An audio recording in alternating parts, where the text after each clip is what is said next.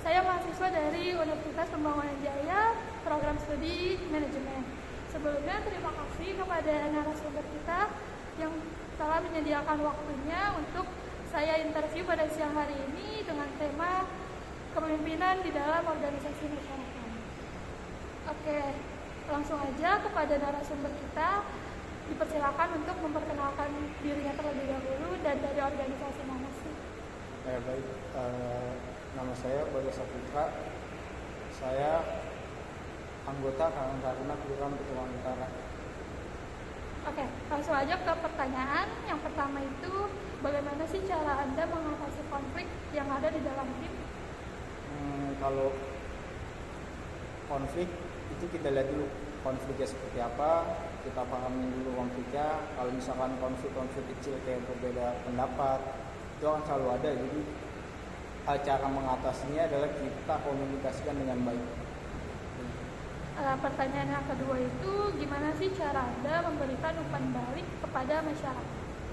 Nah, kebetulan karena kita Karang Taruna adalah organisasi sosial ya, jadi umpan balik ataupun yang sering kita lakukan di masyarakat itu seperti contohnya membantu kegiatan-kegiatan seperti kerja bakti dan kegiatan-kegiatan sosial lainnya. Yang ketiga itu, bagaimana sih cara Anda membangun hubungan dengan tim yang ada di organisasi? Membangun hubungan di setiap individu anggota yang berwataknya macam-macam itu salah satunya adalah dengan komunikasi yang baik. Kita menerapkan rapat koordinasi di setiap bulan supaya komunikasi kita itu selalu terjaga. Pertanyaan selanjutnya itu, bagaimana Anda menggalang dana untuk organisasi? Menggalang dana dalam hal kegiatan. Ya. Kalau dalam hal kegiatan itu kita jarang ya menggalang dana kayak misalkan di masyarakat. Biasanya itu setiap kita membuat acara, kita selalu menyediakan proposal sponsor. Jadi kita selalu mencari sponsor untuk membantu keuangan kegiatan kita.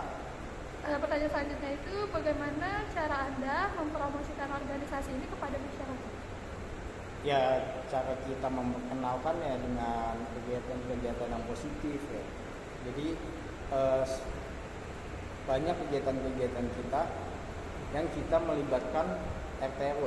Jadi mereka atau masyarakat lain semakin kenal ke organisasi kita. Pertanyaan selanjutnya, bagaimana Anda menangani masalah yang ada di dalam organisasi? Untuk menangani masalah sebetulnya kita introspeksi secara individu dulu ya, dan kita lihat dulu nih masalahnya apa. Kalau misalkan masalahnya masalah internal, jadi kita selesaikan dengan cara internal.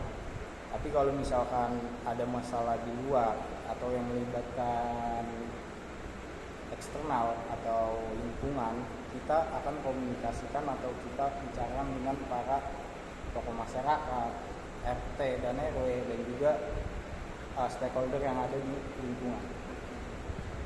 Pertanyaan selanjutnya ini, bagaimana sih cara Anda memastikan bahwa organisasi itu memenuhi misinya? Setiap organisasi ataupun bahkan di satu organisasi yang berbeda periode itu mereka mempunyai visi dan misinya berbeda. Jadi bagaimana kita untuk menjalankan itu, ya kita lihat kebutuhan organisasi kita apa sih, apa yang harus kita jalanin, lalu tahapan-tahapannya seperti apa. Dan untuk menjalankan visi yang ada sih, visi kita itu di periode saat ini adalah meregenerasikan Karang Taruna kepada generasi selanjutnya. Gitu. Jadi visi yang kita jalankan adalah melakukan latihan-latihan dasar ataupun pemahaman tentang organisasi ini. Oke. Pertanyaan selanjutnya ini, apa saja sih tantangan yang dihadapi oleh organisasi ini sekarang? Nah itu yang sekarang sedang kita hadapi nih. Tantangan terberat kita adalah sudah semakin sedikit anak-anak muda yang peduli terhadap lingkungan. Jadi tantangan terbesar kita adalah mencari regenerasi untuk masa berikutnya. Jadi kita kesulitan mencari anak-anak yang baru ya untuk melanjutkan organisasi ini. Karena organisasi ini bagi saya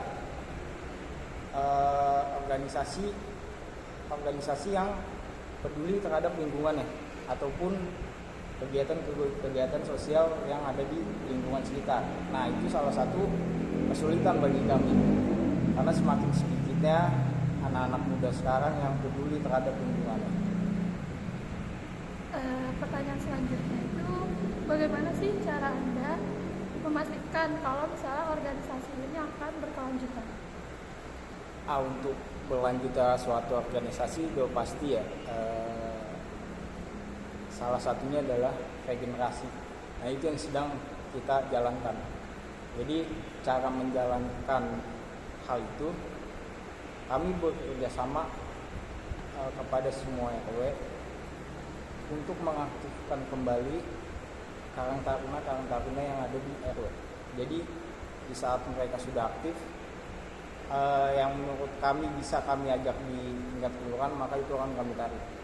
Dan di tingkat RW akan berganti dengan bibit-bibit baru. Jadi itu cara kami untuk memastikan supaya organisasi ini terus berjalan. Pertanyaan terakhir yaitu, bagaimana sih cara Anda memotivasi dan menginspirasi orang lain? Untuk memotivasi dan menginspirasi ya kami selalu membuat kegiatan positif. Jadi kami sih berharap dari kegiatan itu banyak orang yang termotivasi dan terinspirasi dari kegiatan yang kita jalani. Kayak contohnya beberapa bulan lalu kami mengadakan latihan digital marketing. Jadi kami mengadakan latihan itu supaya anak-anak muda nih merasa termotivasi dan terinspirasi dari kegiatan yang kita jalani. Lalu contoh kegiatan lainnya ada posyandu remaja. Itu dijalankan oleh anak-anak seusia yang sekarang bersekolah SMP. Jadi harapan kami sih ya mereka termotivasi dan terinspirasi dari kegiatan tersebut. Oke, pertanyaannya sudah semua saya tanyakan kepada narasumber kita.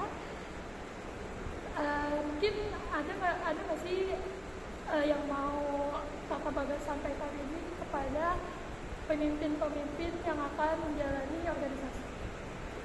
Kalau untuk menjadi pemimpin di suatu organisasi sih kelihatannya doang ya enak ya, karena kelihatannya tuh pemimpin organisasi tuh nggak ngapa-ngapain, yang kerja anggotanya, tapi sebenarnya seorang pemimpin itu pada dasarnya harus bisa mengayomi semua anggotanya dan juga harus mengerti semua karakter anggotanya.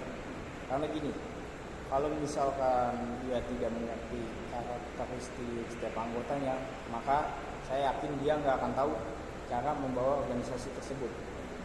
Dan hal yang paling berat menjadi pemimpin organisasi adalah satu, menurunkan keegoisannya. Jadi setiap pemimpin di organisasi itu harus rela menghilangkan rasa egoisnya. Dan dia juga harus mau dikritik, dia juga harus mau dikasih masukan. Karena kalau misalkan pemimpin organisasi itu memiliki rasa egois yang besar, maka saya yakin organisasi itu tidak akan berjalan lama. Organisasi itu akan hilang karena keegoisan si pemimpin ini. Oke, terima kasih kepada Kakak Bagas atas waktu dan wawasan pengetahuan yang sudah dijelaskan tadi. Hasil interview ini akan saya publikasikan di YouTube pada tanggal 20 Juni 2020. Baik. Terima kasih. Sama Kak.